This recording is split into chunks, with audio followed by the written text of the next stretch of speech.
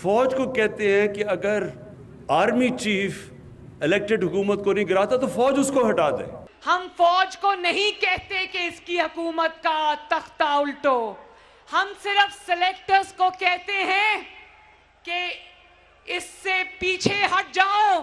اگر ان چوروں کو کسی حکومت نے این آر او دیا تو وہ اتنی بڑی اس ملک سے غداری کرے گا کہ دشمن وہ کام نہیں کرے گا جو وہ حکومت کرے گی ان کو چوری کو معاف کر کے.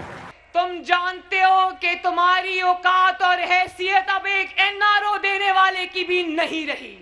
ان کے جو 2 بچے اب تمہارے سے عمر میں آدھے ہیں، بچے تو نہیں ہیں. تو ان دونوں سے اگر کوئی پوچھے کہ آپ کا جاب ایکسپیرینس کیا ہے تو وہ کہیں گے جی ہمارے دونوں کے باپ پاکستان کے کرپٹ ترین آدمی تھے. جب یہ بچے تمہیں للکارتے ہیں تو اپنے بڑوں کے پیچھے چھا کے چھپ جاتے ہو اور کہتے ہو کہ اوہو مجھے ان بچوں سے بچاؤ، یہ بچے مجھے لے کے بیٹھ جائیں گے. اداروں کو اتنا بلیک میل کریں کہ کسی نہ کسی طرح پریشر میرے پہ ڈالیں کہ ان کی چوری کے لیے ہم ان کی چوری معاف کر دیں. ایک